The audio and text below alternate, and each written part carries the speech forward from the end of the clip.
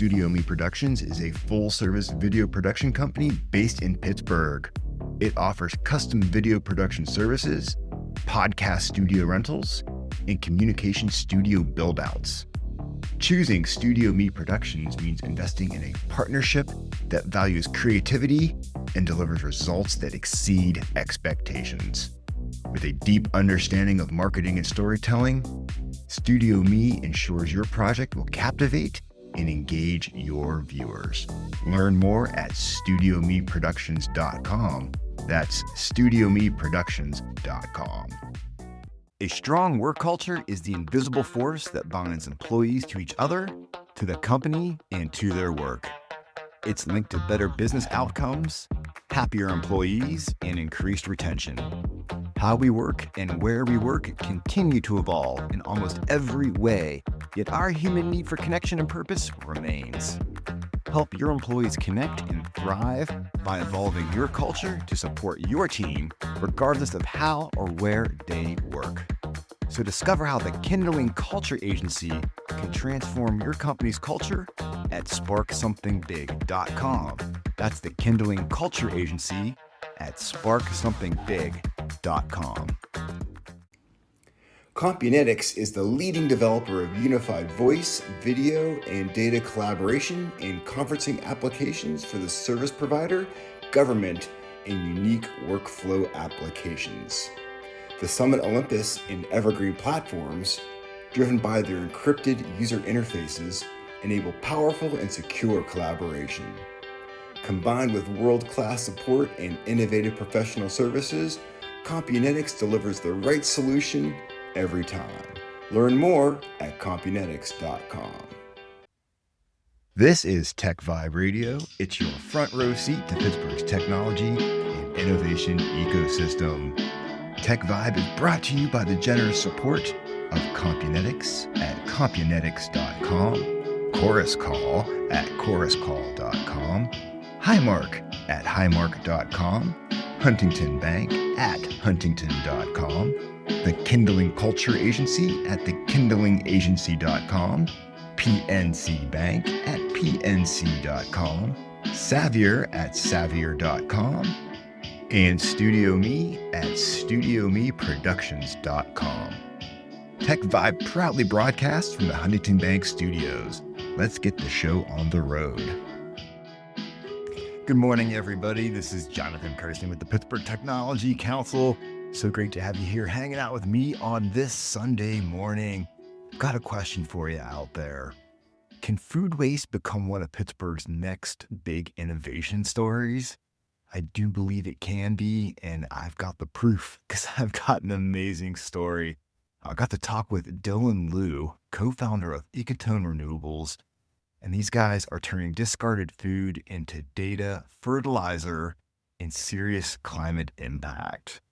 Ecotone has the Zeus biodigester, and they are built inside reuse shipping containers, and they're powered by smart automation, and they're designed to transform food scraps into locally produced fertilizer that's called soil sauce. You can actually find it in Giant Eagle right now, which I think is just super, super cool. Anyhow, we dig into how Ecotone got its start, why food waste is a bigger greenhouse gas problem than most people realize, and how AI helps customers understand what they're throwing away, and why these colorful containers are popping up with companies, hospitals, and campuses, not just in Pittsburgh, but across the country.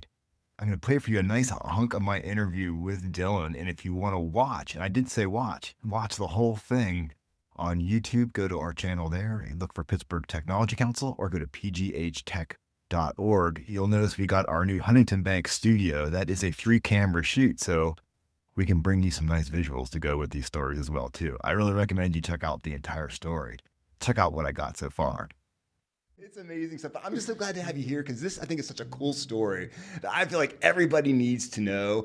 And we got a lot to unpack today, but we always start with your background, and you've done some pretty cool stuff. I mean, some wind turbine stuff over at GE that led to this. And what is your story, Dylan?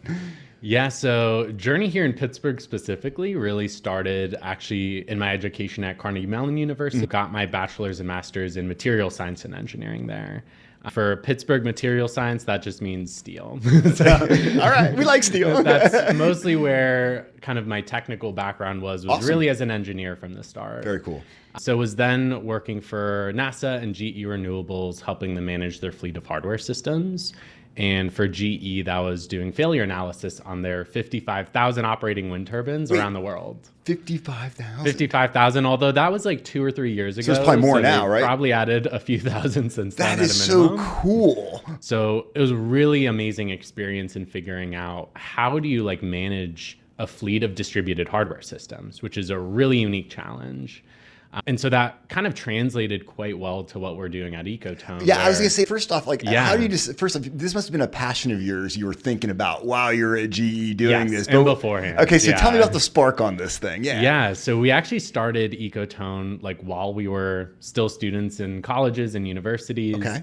A mixture of students from the University of Pittsburgh and CMU. Very cool. I like that the schools coming together. They did, very much so. And it was really exciting to see, I think, from the start, we were trying to figure out, like, how do we fix the food system today? And I think early on, we were trying to more approach it on the agriculture side. So we actually built and launched Pittsburgh's first portable farm. So it was a shipping container as an aquaponics system, fish tank on the bottom, greenhouse and herbs on the top. And then we realized that there's actually amazing local growers and farmers around the city, in the city as well. Urban farming is really starting to take off too, which is exciting. But really what we saw that was broken in the system is we have a lot of food deserts where people don't have access to fresh produce. Our soils are degrading and polluted. And all of the nutrients that should be going into the soil to fix this challenge are getting shipped off to landfill and rotting in there. And then becoming greenhouse gas. And so that's really exactly right. Yeah. So that's really where we started focusing in on food waste and trying to recapture those nutrients and revenue, put it back into the food system. And I think that was really the spark of like, oh, no one's done this properly and reliably yet. And like, we think we can do this even better and faster. I love that. Oh my goodness. So you took the leap and you're like, look, screw this. Like, this is it'd be hard to leave a job at GE for crying out loud in order to do this. But I'm glad you did, because this is how big problems get solved is you taking risks like this. First off, what I love about your company is it's this triple threat, which is so cool. It's not the dancing and the singing and all that kind of stuff, but in my heart it is, because you're talking about being able to, basically take food waste that would be raw, and you can take that, turn it into another product, which is a fertilizer, which makes the soils better. So you're doing like 3 things, and you're also gathering an immense amount of data around food waste to help prevent more food waste. Exactly. So it's this triple threat. We got to walk through this threat by threat, I think is what it is. And I think threat number 1 is Zeus. That's the big name in the thing. And Zeus is pretty cool, because Zeus is like this giant, like, trailer container that is full of some pretty cool equipment that you guys have engineered to basically take food waste and turn it into soil sauce. Exactly. Very neat stuff. So walk me through how Zeus works, because I think our viewers and listeners here would just love to know. Yeah, Zeus is the reactor, the engine that does all this. And really the big mission and goal that we have is building a world without food waste. We think food waste is actually an asset and a resource. It shouldn't be rotting in landfills. And Zeus is how we basically do a little bit of alchemy to actually turn what's usually a cost center and a liability for business actually into an income center and a revenue driver. Yes. So these are on-site food waste solutions. It's anaerobic biodigester that's fully automated. That's so cool. That's a very complex name, but really what that means is it's like a stomach. So like a cow stomach, right? Exactly right. So it's a form of biomimicry, which basically means we're using natural processes. Nature honestly has all the best solutions out there. I would agree. And we're just doing this on an automated and commercial scale. So we have grinders that basically act like the mouth and the teeth that are grinding up the food waste. They blend it up with rainwater that we're collecting. Okay. And then it goes through multiple stomach tanks, very similar to cow stomachs.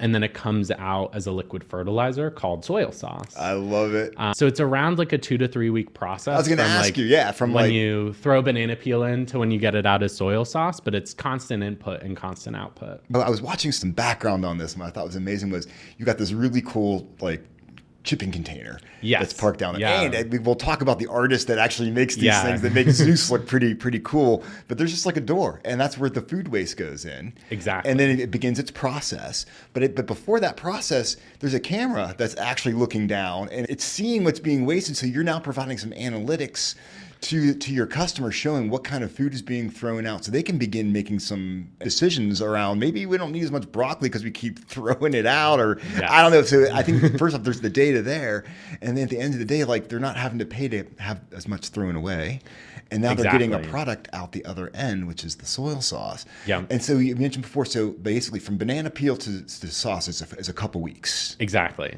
How much food waste does it take to actually make like a nice jar of this sauce, which you can actually buy at your local Giant Eagle, which I think, which is Exactly. another, you might be a quadruple threat as far as I'm concerned. So yeah. I love that. And yeah, so for kind of food waste to fertilizer conversion, each of these digesters is usually processing like 500 to 1,000 pounds a week of food waste. Okay. And that's like our standard Zeus model. We're Gotcha. actually starting to launch even higher capacity systems. Like in Super the same Zeus. footprint. Exactly, right? Supercharged. That can handle upwards of like multiple tons per week. So that is for like larger commercial buildings and operations. But typically these systems are placed for like schools, offices, hospitals, restaurants. Okay. That's a lot of the local partners that we have here in Pittsburgh. That's what I love, is you already have so many partners here in Yeah. Pittsburgh, and we'll jump into that. So yeah, keep going. And to answer your question, it's so 500 pounds of food waste equals about 50 gallons a week of fertilizer. And you can kind of scale that up and down depending on how much food waste people are dumping in. Yeah. But yeah, so some of the local partners, it's Allegheny Health Network has one of our digesters. Love I think it. they received the second digester Really? we ever built. Okay, very cool. That's at their suburban campus in Bellevue. The Energy Innovation Center has been a long-term partner. Homewood Perfect. Senior Center. Okay. We actually process food waste for 2 Meta offices here in Pittsburgh as well. Our first Amazon warehouse. So it's been exciting to see. We have some like very hyper local partners, which are really like the core of our local collaboration here in Pittsburgh. And then some very scalable national and global partners as well. That's so cool. I mean, Yeah. you guys are off to a banging start here. I mean, it's just Been like, busy. I love seeing that kind of momentum being built so quickly, because I think people are really, it really hits home the importance of this. Yeah. Like, this is a solid step that you can take that's really, it's helping in, like I said, 3 different ways. Exactly. Or more. As far Yeah. I think we can keep finding more ways as to how this keeps helping. So being able to find these customers has been absolutely amazing. You got this system that is, first off, it's 100% automated, which is amazing, because like, as you look inside the trailer and you see, or the shipping container, and you see all the hardware that's in there and the systems that are going on, I mean, there's a lot going on there. There is, yeah. I was saying, what did it take to engineer that? There must have been some crazy challenges to get all this equipment to fit inside this shipping container.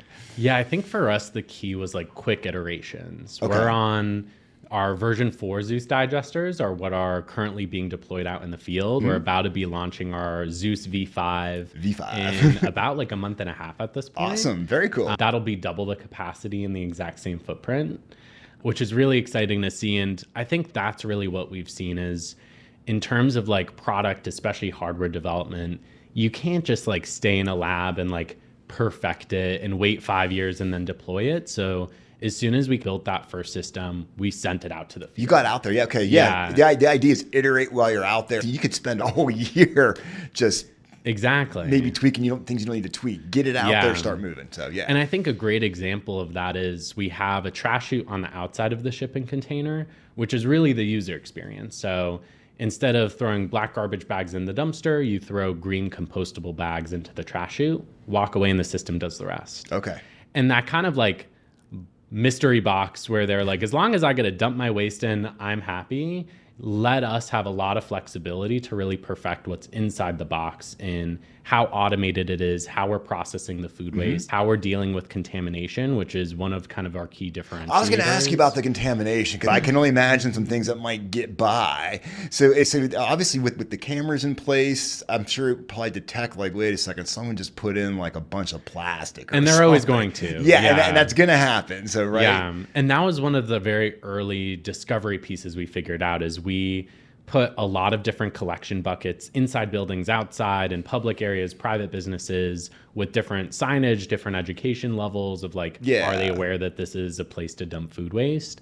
And what we found is like, no matter how great of signage you provide, how much training you provide, people are always going to throw in at least like 3 to 5% random objects into the food waste stream. Oh my so God, like utensils, condiment containers, nylon gloves are like the very common nylon items. gloves. Yeah, especially for commercial kitchens. Okay, yeah, that makes sense. Yeah. And the occasional set of car keys, right? So yeah. I don't think we found car keys. We have found some nails and screws in there at some point. Oh God. And that's a really big challenge with food waste. So right now, when people have a compost hauling operations, large scale AD stands for anaerobic digestion. Gotcha. Again, that stomach process.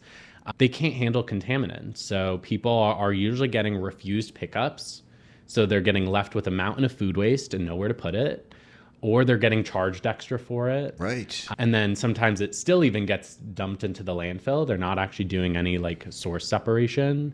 And so this is really like an industry-wide challenge we see in contamination. And what's interesting to see is I think a lot of people are trying to solve this with basically like shredders. So they're like shredding up all the waste, and then they're trying to do high level like density separation of all these different particles. And then run a magnet over Which as an engineer, terrible idea. Yeah, like that is like 101 how you generate microplastics everywhere. Exactly. So the real key of what we do is we separate those contaminants before any sort of grinding. Gotcha. So that's where the camera comes in. So inside the box, we have a camera that's taking photos of all the food waste. It runs it through a machine learning and AI program that we've been training for like 4 years. I love it. See, you've got AI involved. Yeah, this isn't new It's for so us. cool. We've been doing this for a while at this point. I love it. And what that does is tracks exactly what's being wasted. So exactly as you said, can tell them you wasted 50 pounds of spinach, 30 pounds of coffee grounds, 200 pounds of pasta every Tuesday on pasta day. So how about you cook 180 pounds less next Tuesday?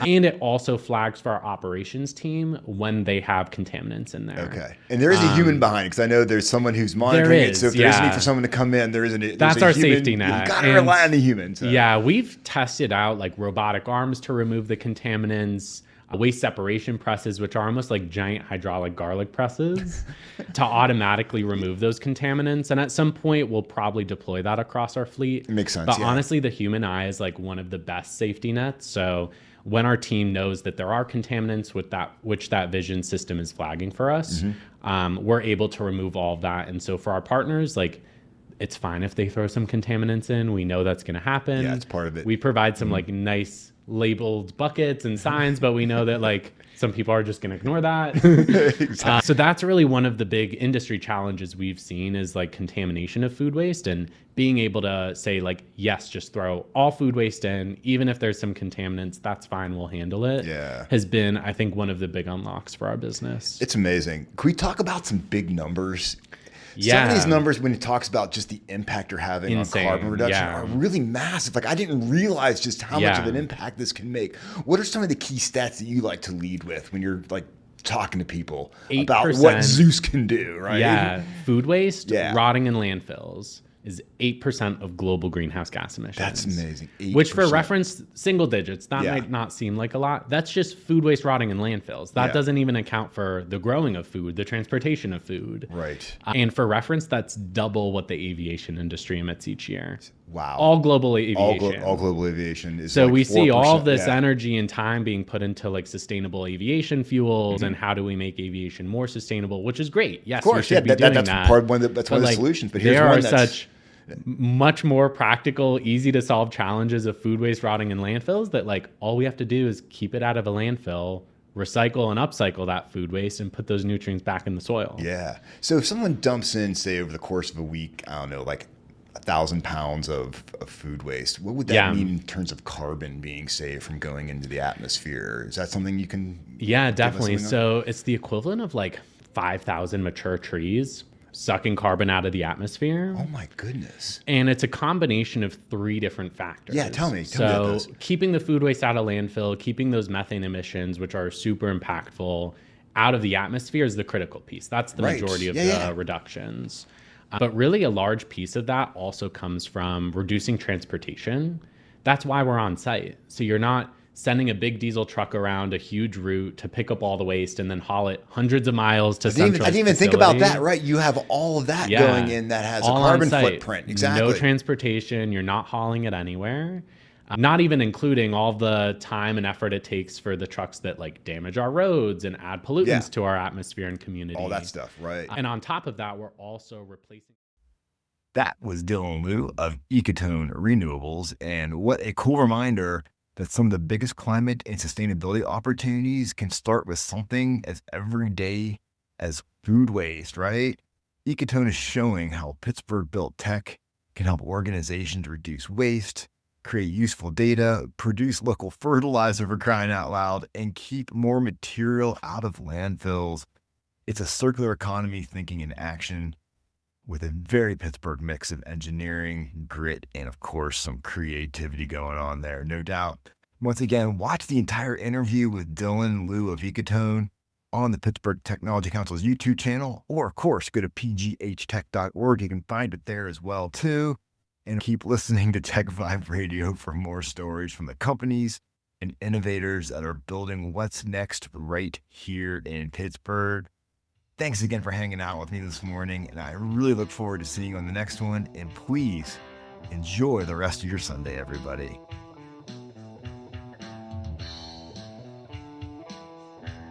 Thanks for geeking out with us on TechVibe Radio. Tune in next Sunday for more tech and innovation stories right here from Pittsburgh. Get TechVibe wherever you get your podcasts and never miss a show. TechVibe is brought to you by the generous support of Compunetics at Compunetics.com, Chorus Call at ChorusCall.com, Highmark at Highmark.com, Huntington Bank at Huntington.com, the Kindling Culture Agency at thekindlingagency.com, PNC Bank at PNC.com, Savior at Savior.com, and Studio Me at StudioMeProductions.com. TechVibe proudly broadcasts from the Huntington Bank Studios.